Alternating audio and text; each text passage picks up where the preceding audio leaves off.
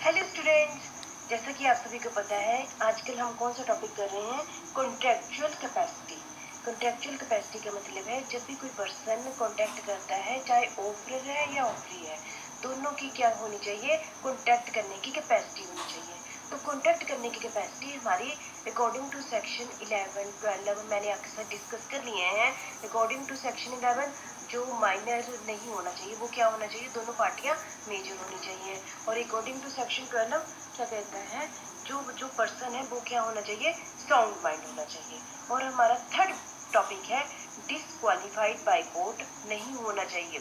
ठीक है, यदि डिसक्वालीफाइड बाय कोर्ट है तो दोनों पार्टियां एक दूसरे के साथ क्या है, कॉन्टैक्ट नहीं कर सकती। आज मैं आपके साथ ये डिस्कस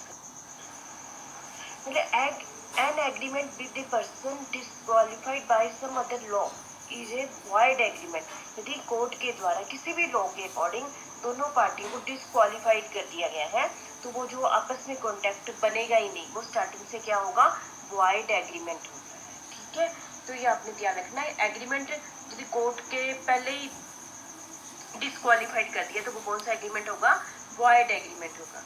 हाँ, यहाँ पर मैं आपके सामने कुछ पर्सन डिस्कस करूंगी जो है 5।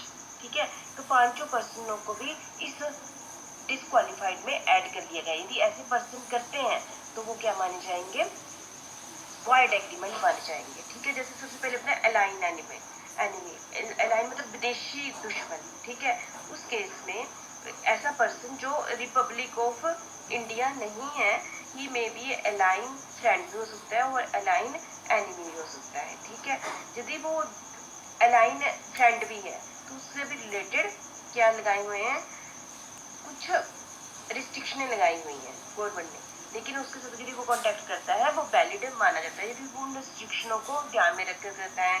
ठीक है, यदि अलाइन एनिमी के साथ कोई भी कॉन्टैक्ट करता है वो डिपेंड करता है कि उस समय हमारे इंडिया के लॉ ने क्या ऑर्डर दिए हैं। ठीक है, कॉन्टैक्ट ड्यूरिंग द वॉर, यदि हमारी इंडिया की उस कंट्री के साथ क्या लगी हुई है, युद्ध छिड़ा हुआ है, उस केस में यदि कोई भी इंडियन उनके साथ क्या कर सकता है, कॉन्टैक्ट नहीं कर सकता। और contact made before the war, यदि कॉन्टैक्ट पहले बनाया गया है, यदि पहले बनाया गया हो तो बाद में क्या हो जाएगा, पोस्टपोन हो जाएगा या फिर डिसॉल्व हो जाएगा। ठीक है, तो आप समझ गए होंगे अलाइन एनिमी क्या होता है, विदेशी दुश्मन है। विदेशी दुश्मन देश की सीमा के बाहर है, उसके साथ हम यदि कॉन्टैक्ट करते हैं, ड्यूरिंग द वॉर करते हैं तो पहले ही वो क्या है, वॉइड एग्रीमेंट है।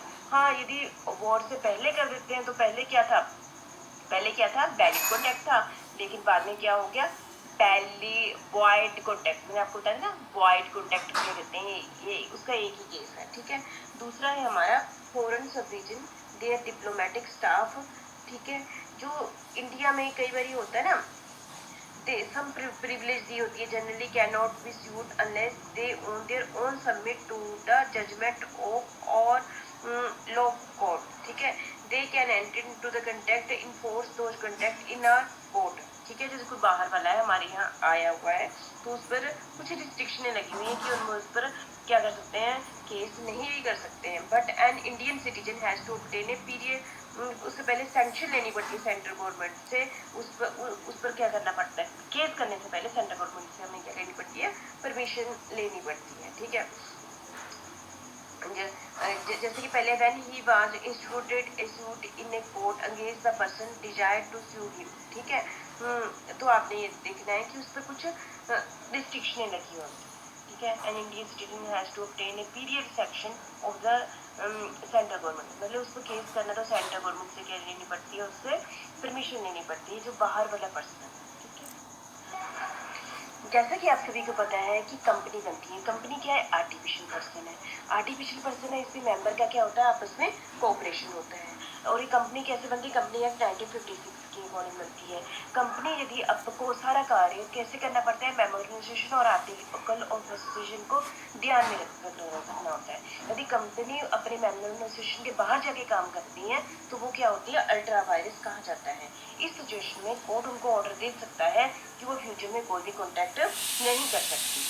तो कंपनी के पास पावर खत्म हो जाती है, वो क्या करे, कॉन्टैक्ट करे। ठीक है, इंसॉल्वेंट दिवालिया, जैसा कि आप सभी को पता है एक दिवालिया पर्सन कॉन्टैक्ट नहीं कर सकता, मतलब कि जिसकी सारी प्रॉपर्टी ही आगे को चली गई हुई है।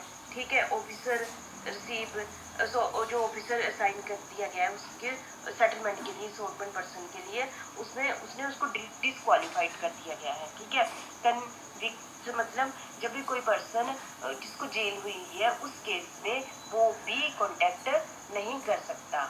ठीक है, ये आपके सामने मैंने 5 पॉइंट रखे कि यदि मैंने अब आज तक आपके साथ क्या डिस्कस किया, contractual capacity, offeree and offer दोनों की कैपेसिटी होनी चाहिए, वो क्या करे, कॉन्टेक्ट करे। अकॉर्डिंग टू सेक्शन 11 नेचर होना चाहिए, according to section 12 sound mind होना चाहिए, अकॉर्डिंग टू थर्ड पॉइंट हमारा क्या था, डिसक्वालीफाइड बाय कोड नहीं होना चाहिए। किस केस में डिसक्वालीफाइड होता है, यदि वो विदेशी दुश्मन है उस केस में डिसक्वालीफाइड हो जाता है।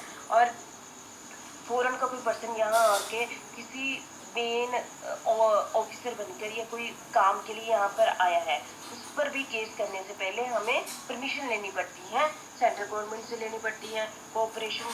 जैसे कि कंपनी एक्ट 1956 के अंदर यदि वो रूल्स एंड रेगुलेशन के अंदर काम नहीं करती है कंपनी, तो उसके पास भी पावर छीन जाती है कॉन्टेक्ट करने की, क्योंकि कंपनी भी एक क्या है, आर्टिफिशियल पर्सन है, इसलिए हमने इसको पर्सन में ऐड किया है। इंसॉल्वेंट मतलब यदि वो दिवालिया घोषित हो गया है तो दिवालिया पर्सन भी कॉन्टेक्ट नहीं कर सकता है। कन्विक्ट मतलब यदि कोई पर्सन जेल में है तो उस केस में भी वो क्या कॉन्टैक्ट नहीं कर सकते। इसी के साथ मैं आज आपके साथ ये टॉपिक खत्म करती हूँ। कौन से वाला, कॉन्ट्रेक्चुअल कैपेसिटी। बहुत ही छोटा टॉपिक था, बहुत ही इजी टॉपिक था, आपने इसको अच्छे ढंग से कर लेना है। Thank you very much.